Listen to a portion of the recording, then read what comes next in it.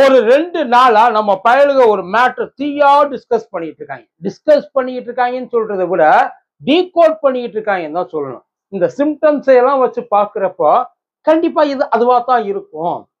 அது தெரிஞ்சு போச்சு. இதெல்லாம் கடைசியில் அங்கேதான் போய் முடிய போகுது. இந்த கள்ளச்சாராயத்தை காய்ச்சினது யாரா இருக்கும் அப்படின்னு டீகோட் பண்றாங்கன்னு நினைச்சீங்கன்னா தப்பு. அதை பத்தியும் நமக்கு கவலை கிடையாது.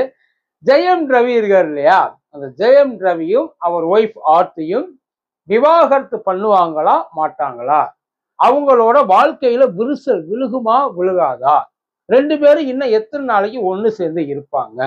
அந்த டீகோடிங் மேட்டர் என்ன சொல்றாங்கன்னா, திருதிருப்புல அந்த அம்மா ஜெயம் ரவி இருக்கிற அந்த போட்டோவை எல்லாம் அதோட இன்ஸ்டாலையும் அதுக்கப்புறம் அதோட சோசியல் மீடியா எல்லாத்தையும் டெலீட் பண்ணிக்கிட்டே வருது.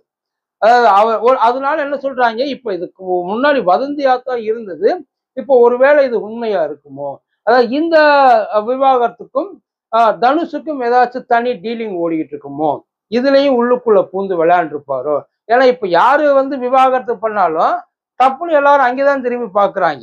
தனுஷே அந்த ஆட்டோக்கார தம்பி எங்க வா அப்படின்ற மாதிரி அவர் தான் திரும்பி பாக்குறாங்க.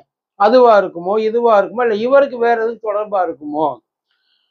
முதல்ல ஒருத்தனோட பர்சனல் வாழ்க்கை. இப்ப ஜெயம் ரவி பட தயாரிப்பாளர்கிட்ட காசு வாங்கி ஏமாத்திட்டாப்புல, இல்ல பைனான்ஸ் யார்ட்டையாவது கொடுத்து தராம இருந்துட்டாப்புல, இல்ல அவருக்கு வேற ஏதாச்சும் ஒரு பிரச்சனை இது அப்படின்னா அதை பேசுறதுல ஒரு நியாயம் இருக்கு, அதுல ஒரு நியாயம் இருக்கு. ஆனா இத பேசுறது இல்ல. அவங்க 2 பேருக்கு இடையில என்ன நடந்தா நமக்கு என்னடா, இதெல்லாம் கவனிக்காம போகணும்னு நினைச்சாலும் முடியாது. நம்ம கண்ணு முன்னாடி கொண்டாந்து நிப்பாட்டுவாங்க. நம்மளே வலுக்கட்டாயமா பார்க்காதனாலும் அப்படியே கழுத்தை திருப்பி இந்த விஸ்வரூபத்துல அப்படியே திருப்பி வச்சு போட்டோ எடுப்பாங்களா, அந்த மாதிரி திருப்பி வச்சு நம்மளை பார்க்க வச்சிருவாங்க. சுத்தி முத்தி ஏதாச்சும் ஒரு இடத்துல சேர்ந்துரும் வைங்களேன். அப்படி அது வர்றப்ப நம்ம அதை என்ன பண்ணணும் தெரியுமா, இந்த நம்ம ஆளு கூட போறப்ப எதிர்த்தாப்புல சில பொண்ணுங்க அழகா வர்றப்ப ஆளுக்கு தெரியாம அந்த பொண்ணை சைட் அடிப்போம் பார்த்தீங்களா, எல்லாருமே உண்டு. ஆனா அது அவங்களுக்கு தெரியாம இருக்காதுன்னு நினைக்காதீங்க, அதெல்லாம் நல்லா தெரியும். இருந்தாலும் நாம பாக்குறோன்ற அந்த பயம் இருக்கிறதுனால அவன் நமக்கு பயந்துட்டு பார்த்துட்டு விட்டுருவேன், இல்லாட்டி பின்னாடி போயிடுவான்றதுனால அதை கண்டுக்காம இருக்காங்க. அந்த மாதிரி லைட்டா அப்படி கிராஸ் பண்றப்ப அதை கிராஸ் பண்ணிட்டு ஒரு நிமிஷம் ரிலாக்ஸ் பண்ணிட்டு அப்படியே போயிடணும். அது பின்னாடியே தெரியக்கூடாது.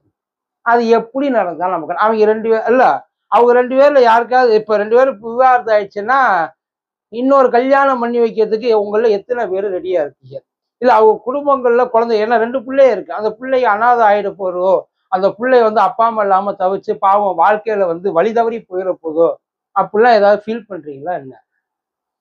அது என்ன வேணா என்ன ஒரு சின்ன ஒரு ஆசை, அதாவது அவங்களா பிடிச்சவங்க, அதாவது ஒரு நல்ல கப்புள், ஓகே, அது ஒரு 15 years ஆஃப் மேரேஜ் லைஃப், நல்ல கப்புள். ஏன்னா இவங்கெல்லாம் ஒரு சொசைட்டில ஒரு பெரிய இடத்துல இருக்காங்க. அது பெரிய இடத்துல எல்லாரும் பார்க்குற இடத்துல இருக்காங்க, எல்லாருக்கும் தெரிஞ்ச முகமா இருக்காங்க. ஸோ இவங்கெல்லாம் பிரிஞ்சு போறப்ப it could be some bad example. அப்படித்தான் நம்ம எல்லாரும் நினைச்சுக்கிறோம். அதுதான் உண்மையும் கூட. அது இப்போ இந்த விவாதம் இதெல்லாம் ரொம்ப பேஷனா போயிடுச்சு. அதெல்லாம் பண்ணாத பெரிய மனுஷங்கன்ற லெவல்ல இப்போ கொண்டாந்து விட்டுற போறாங்க. இப்போ அடுத்தடுத்து எல்லாமே அதான் நடக்குது. நாங்க பிரிஞ்சிடறோம், அது இருந்துட்டு போகுது. அது அவங்க நல்லா தெரிஞ்சாங்க. அவங்க பிரிஞ்சாலும் சேர்ந்து வாழ்ந்தாலும் அவங்களுக்கு எந்த பிரச்சனையும் கிடையாது, புரியுதா? அவங்களுக்கு வேற விதமான பிரச்சனை. ஏப்பா பிரச்சனை இல்லாம ஏப்பா பிரிகிறாங்க, அது வேற விதமான பிரச்சனைகள் இருக்கா. பட் அவங்களுக்கு பிரியறதுனால எந்த நட்டமும் கிடையாது. அவங்க சந்தோஷமா தான் இருக்க போறாங்க. பிரிஞ்சா நமக்கு என்ன, பிரியலைன்னா நமக்கு என்ன. பிரியாம இருந்தாங்கன்னா நல்ல கப்புள்னு சொல்லுவோம், பிரிஞ்சு இருந்தாங்கன்னா மெச்சூர்டு பீப்புள்னு சொல்லுவோம். அவ்வளவுதான். 2க்கு பெரிய வித்தியாசம்லாம் கிடையாது. அவங்களுக்கு அதாவது என்ன சொல்லுவேன், மனம் உவந்து நாங்க 2 பேர் பிரிஞ்சுக்கிறோம், மியூச்சுவல் அண்டர்ஸ்டாண்டிங் மைங்க அதுக்கு பேர். இதுக்கு மேல ஒன்னா இருந்தோம்னா 2 பேர்ல யாராச்சும் ஒருத்தர் இன்னொருத்தரை கொன்றுவோம். இல்ல கிட்டத்தட்ட அப்படித்தான் இருக்கு.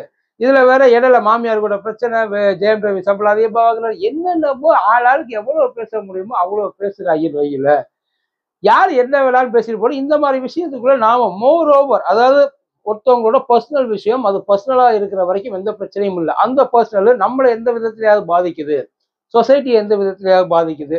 இல்ல ஒருத்தவங்க இப்போ ஜெயம் ரவி குடிச்சுட்டு ரோட்ல சண்டை போடுறாப்புல, இல்ல ஜெயம் ரவி ஒய்ஃபு குடிச்சுட்டு ரோட்ல சண்டை போடுறாங்க, இல்ல குடிச்சுட்டு காரை கொண்டு போய் எங்கேயோ கொடுத்துறாங்க, அதையெல்லாம் தாராளமா பேசலாம். இல்ல ஜெயம் ரவி ஏதோ ஒரு somewhere it's affected to the society, அந்த மாதிரி ஏதாச்சும் இருந்துச்சு அப்படின்னா அதை நம்ம பேசுறதுல ஒரு அர்த்தம் இருக்கு. அதுக்காக இதை நம்ம பேசவே கூடாதுன்னு இல்லை, பேசலாம். எப்படி பேசலாம்னா, இவங்கெல்லாம் காசு பணம் வச்சிருக்கவங்க அவங்க இஷ்டத்துக்கு பிரிஞ்சு போகலாம், அதனால அவங்களுக்கு எந்த நட்டமும் இல்லை. காசு பணம் இல்லாதவங்க ஃபேமிலியை ரன் பண்றீங்க, சின்ன சின்ன ஃபேமிலியை ரன் பண்றீங்க, உங்களால உங்க பிள்ளைகளை பார்க்க முடியாது. அவங்களாம் நல்லா பக்காவா பார்த்துப்பாங்க. ஆளுக்கு ஒரு அக்கௌண்ட்ல அமௌண்ட்டை போட்டு வச்சு இவங்க அம்மா வீட்லயே அவங்க அம்மா வீட்டுல எல்லாரும் நல்லா பார்த்துப்பாங்க. அந்த பிள்ளை அனாதை போயிடும். ஆனா நம்ம பிள்ளை அனாதையா போயிடும். இப்படி பேசலாம். ஆனா அது கூட நமக்கு தேவையில்லாத வேலை. நமக்கு பேசுறதுக்கு நிறைய வேலைகள் இருக்கு. பட் இருந்தாலும் ஒரு கியூரியாசிட்டியாவே இருக்கு. இது ரெண்டு ஒருவேளை அந்த வதந்தி உண்மையா இருக்குமோ?